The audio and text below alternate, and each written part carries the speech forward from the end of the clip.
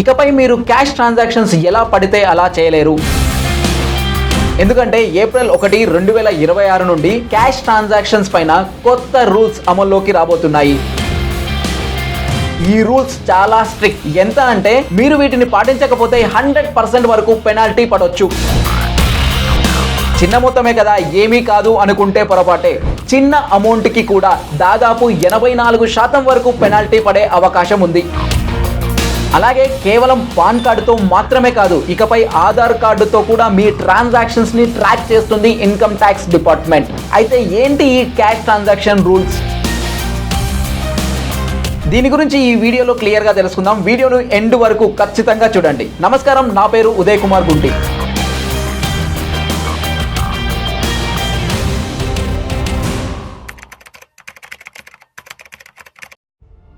ఈ వీడియోని స్టార్ట్ చేసే ముందు మీకు ఒక చిన్న స్టోరీ చెప్పాలి. ఒక రైతు పొలంలో పని చేసుకుంటూ ఉండగా అతనికి బంగారు నాణేలతో ఉన్న ఒక చిన్న కుండ దొరికింది. అతను అనుకున్నాడు, ఇది నా అదృష్టం, దీని గురించి ఎవరికి చెప్పాల్సిన అవసరం లేదు అని. అలాగే కొద్ది రోజులు గడిచాక తన అవసరాల కోసం ఈ బంగారు నాణేలను ఉపయోగించడం మొదలుపెట్టాడు. అలా ఖర్చు చేయడం మొదలుపెట్టిన కొద్ది రోజుల్లోనే అధికారులు అతన్ని పట్టుకున్నారు. అప్పుడు అతను ఏం చెప్పాడంటే, నేను ఈ బంగారాన్ని ఎక్కడ దొంగతనం చేయలేదు, ఎవరిని మోసం చేయలేదు అని. కానీ అధికారులు చెప్పింది ఏమిటంటే, ఈ బంగారం నీదైనప్పటికీ నువ్వు ఇక్కడ ఉన్న రూల్స్ని పాటించలేదు, అందుకే నువ్వు పెనాల్టీ కట్టాలి. అది మొత్తం బంగారంతో పాటు నీ భూమిని కూడా ఇవ్వాల్సి రావచ్చు అన్నారు. అయితే ఈ స్టోరీ ఇక్కడ ఎందుకు చెప్పినట్టు అంటే, డబ్బు సంపాదించేది మీరే, డబ్బు కూడా మీదే అయినప్పటికీ క్యాష్ ట్రాన్సాక్షన్ రూల్స్ మీరు పాటించాలి. అలా పాటించినట్లయితే మీరు కూడా 100% వరకు పెనాల్టీ కట్టాల్సి రావచ్చు. ఇక్కడ మరొక ముఖ్యమైన విషయాన్ని మీరు గుర్తుంచుకోవాలి. చాలా మంది ఏమనుకునేవారంటే, పాన్ కార్డ్ డీటెయిల్స్ లేకుండా ఎలాంటి క్యాష్ ట్రాన్సాక్షన్ చేసినా కూడా అవి అంతగా ట్రాక్ అవ్వవు అనుకునేవారు. కానీ అలా కాదు. బ్యాంకులు మీరు చేసే ప్రతి ట్రాన్సాక్షన్ని పీరియాడికల్గా ఇన్కమ్ ట్యాక్స్ డిపార్ట్మెంట్కి తెలియజేస్తాయి. అంటే మీ దగ్గర పాన్ కార్డ్ లేకపోయినా ఆధార్ డేటాతో మీ ట్రాన్సాక్షన్స్ని ట్రాక్ చేస్తాయి. ఉదాహరణకి మీ దగ్గర పాన్ కార్డ్ లేదు అనుకుందాం, కానీ మీరు బ్యాంక్ అకౌంట్ ఓపెన్ చేసేటప్పుడు ఆధార్ కార్డ్ డీటెయిల్స్ ఇచ్చారు కదా. సో మీరు బ్యాంక్ అకౌంట్లో ఎంత క్యాష్ డిపాజిట్ చేశారు, ఎంత ట్రాన్సాక్షన్ చేశారు అన్నది ఇన్కమ్ ట్యాక్స్ డిపార్ట్మెంట్కి తెలిసే అవకాశం ఉంది. సింపుల్గా చెప్పాలంటే, మీ దగ్గర పాన్ ఉన్నా లేకపోయినా మీ ట్రాన్సాక్షన్స్ అన్నీ ట్రాక్ అవుతాయి. అందుకే నేను ముందే చెప్పాను, ఈ రూల్స్ చాలా స్ట్రిక్ట్ అని చెప్పేసి. కాబట్టి మీరు చేసే ప్రతి ట్రాన్సాక్షన్స్కి సరైన ప్రూఫ్స్ ఉండాలి. అయితే ఏంటి ఈ rules? Rule number 1, cash deposit rule. ఏంటి ఈ క్యాష్ డిపాజిట్ లిమిట్ రూల్ అంటే, మీ దగ్గర ఒక సేవింగ్స్ బ్యాంక్ అకౌంట్ ఉంది అనుకుందాం. అందులో మీరు 10 lakhs వరకు డిపాజిట్ చేయడానికి ఓకే.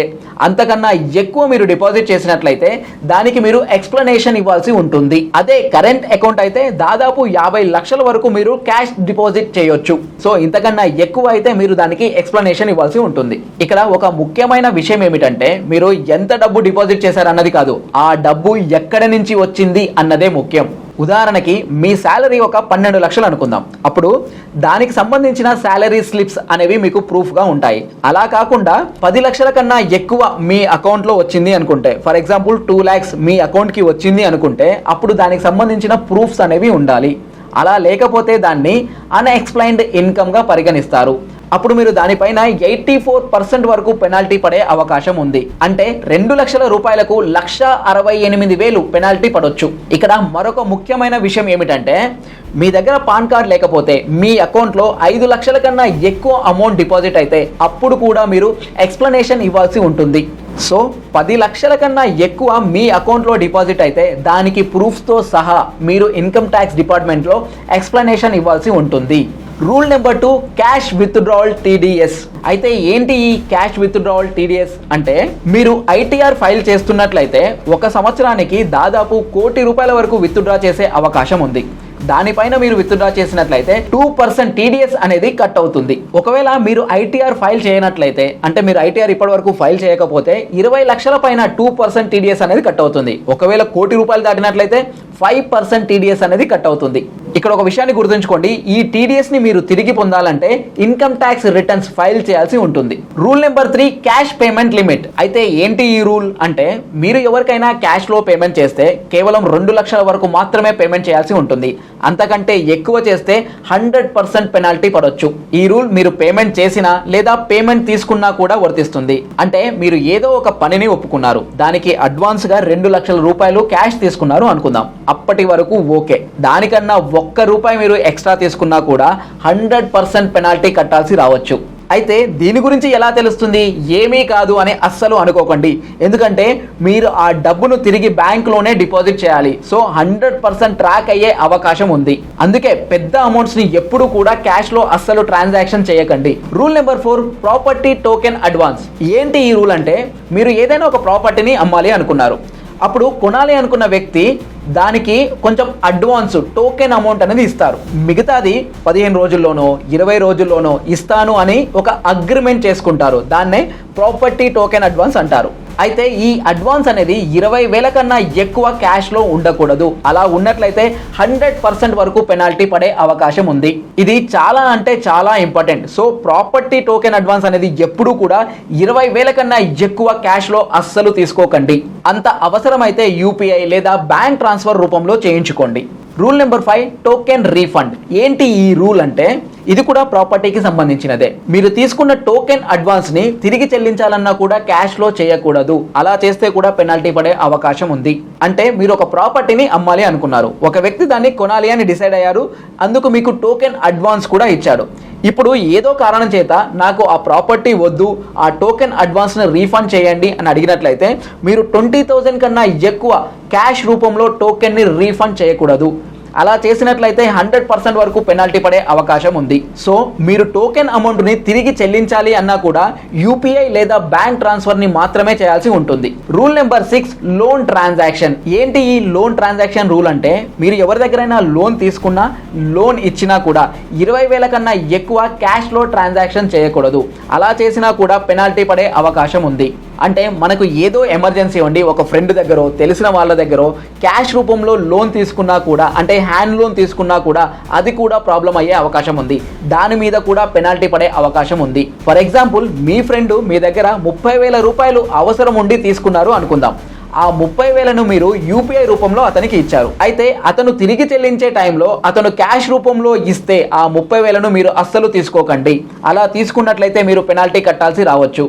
మీరు ఏదైతే ట్రాకబుల్ వేలో UPI రూపంలో అతనికి ఇచ్చారో అదే ట్రాకబుల్ వేలో UPI లేదా బ్యాంక్ ట్రాన్స్ఫర్ రూపంలో మీరు యాక్సెప్ట్ చేయండి. మీరు ఆ అమౌంట్ను తీసుకోండి. అలా కాకుండా 20,000 కన్నా ఎక్కువ క్యాష్ రూపంలో తీసుకున్నట్లయితే మీరు పెనాల్టీ కట్టాల్సి రావచ్చు.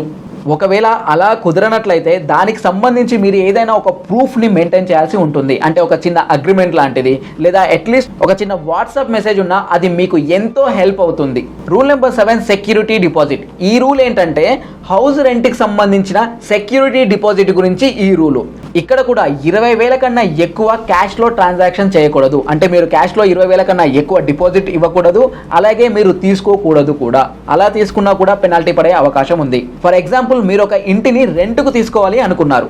దాని సెక్యూరిటీ డిపాజిట్ 30,000 రూపాయలు ఓనర్ అడిగినట్లయితే దాన్ని UPI లేదా బ్యాంక్ ట్రాన్స్ఫర్ అంటే ట్రాకబుల్ వేలోనే వారికి ఇవ్వాల్సి ఉంటుంది. ఆ సెక్యూరిటీ డిపాజిట్ అనేది ట్రాకబుల్ వేలోనే చేయాల్సి ఉంటుంది. అలాగే ఆ ఇంటిని మీరు ఖాళీ చేసి వెళ్ళేటప్పుడు కూడా ఏదైతే సెక్యూరిటీ డిపాజిట్ మీరు ఇచ్చారో దాన్ని తిరిగి తీసుకునే టైంలో కూడా క్యాష్ రూపంలో తీసుకోకండి. UPI లేదా బ్యాంక్ ట్రాన్స్ఫర్ రూపంలోనే తీసుకోండి. ఒకవేళ మీరు క్యాష్ తీసుకున్నట్లయితే పెనాల్టీ పడే అవకాశం ఉంటుంది. అంటే 20,000 కన్నా ఎక్కువ మీరు క్యాష్ ఇచ్చినా క్యాష్ తీసుకున్నా పెనాల్టీ పడే అవకాశం ఉంది. Rule number 8, business expense. ఏంటి ఈ రూల్ అంటే, బిజినెస్లో మీరు ఒక వ్యక్తి కోసం రోజుకి 15,000 రూపాయలు ఖర్చు చేస్తున్నారు అనుకోండి, దాన్ని బిజినెస్ ఎక్స్పెన్స్గా చూపించడానికి లేదు. ఎందుకంటే దీనికి సంబంధించి IT డిపార్ట్మెంట్ ఒక రూల్ తీసుకొచ్చింది. దానికి ఒక లిమిట్ని పెట్టింది. ఆ లిమిట్ 10,000 రూపీస్. ఈ లిమిట్ని క్రాస్ చేసి ఖర్చు చేయడానికి అవకాశం లేదు. అలా ఖర్చు చేసినట్లయితే దాన్ని బిజినెస్ ఎక్స్పెన్స్గా చూపించే అవకాశం ఇప్పుడు లేదు. ఒకవేళ మీరు అలా చేసినట్లయితే దాన్ని బిజినెస్ ఎక్స్పెన్స్గా IT డిపార్ట్మెంట్ కన్సిడర్ చేయదు. అలాగే దానిపై ఎక్స్ట్రా పెనాల్టీ కూడా మీకు విధించవచ్చు. ఇది బిజినెస్ చేసే వాళ్ళకు చాలా ముఖ్యమైన విషయం. అలాగే ఇది ఎందుకు ఇంపార్టెంట్ అంటే ఇన్కమ్ ట్యాక్స్ డిపార్ట్మెంట్ ఇప్పుడు ఏఐ టెక్నాలజీని వాడుకుంటుంది. మీరు చేసే అన్ని ట్రాన్సాక్షన్స్ ట్రాక్ అవుతున్నాయి. మీరు ఈ రోజు చేసిన ట్రాన్సాక్షన్ని 5 సంవత్సరాల తర్వాత కూడా మిమ్మల్ని క్వశ్చన్ చేసే అవకాశం ఉంది. అప్పుడు మీ దగ్గర సరైన ప్రూఫ్ లేకపోతే మీరు ప్రాబ్లంలో పడతారు. అందుకే సింపుల్గా ఒక రూల్ గుర్తుంచుకోండి. తక్కువ క్యాష్ వాడండి, ఎక్కువ ట్రాకబుల్ మెథడ్స్ని యూజ్ చేయండి, ప్రతిదానికి అవసరమైతే ప్రూఫ్ని మెయింటైన్ చేయండి. నా డబ్బు నా ఇష్టం అని అనుకున్నట్లయితే అది అస్సలు ఇప్పుడు వర్క్ అవ్వదు. సో ఈ రూల్స్ గురించి మీకు క్లియర్గా అర్థమైంది అని నేను అనుకుంటున్నాను.